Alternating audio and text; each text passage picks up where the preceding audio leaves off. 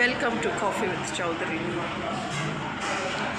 తెల్లనివన్నీ పాలు కాదు, నల్లనివన్నీ నీళ్లు కాదు, మెరిసేదంతా బంగారం కాదు, మెరవనది గోల్డ్ కాదు అనుకో. Don't estimate A book by its cover. ఇది ఎన్నిసార్లు విన్నా కొత్తగా ఉంటుంది. ఎందుకంటే మనతో ఉన్న మన చుట్టాలు, మనతో ఉన్న మన కేర్ టేకర్స్, మనతోనే మనల్ని చూసుకోవడానికి నియమించబడినటువంటి మన ఎవరైనా కానీ, పాలేరు కానీ, పని మనిషి కానీ, శ్రేయోభిలాషి కానీ, any post, what is there in the name? Rose is rose. You call it by any name. అలా మనకు అపకారము, కీడు, చెడు చేయడానికి, ఈవిల్ చేయడానికి, అంత హార్మ్, హర్ట్, లాస్, ఇన్సల్ట్ చేయడానికే కొంతమంది వస్తారు. అది ఏ రూపంలో అయినా అవ్వచ్చు.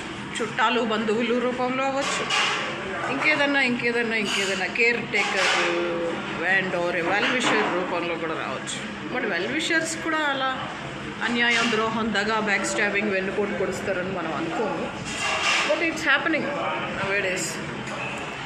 Maybe it is for property or for some ఏదైనా డబ్బు, ఇంకేదన్నా.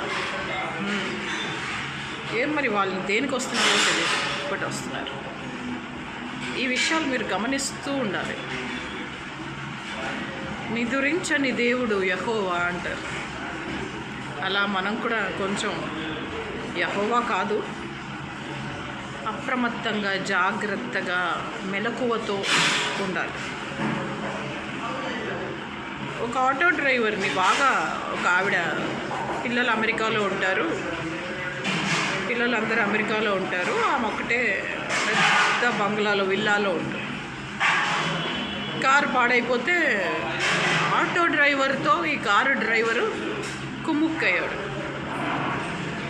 ఆమె ఆటో డ్రైవరు ఇంటికాడ కూరగాయల సంచి, షాపింగ్ ఏదో చేస్తే ఆ సంచి, ఆమె వాటర్ బాటిల్ అంతా నేను పెడతానులే అమ్మగారు ఇంట్లో అని ఇంటి లోపలికి వచ్చింది.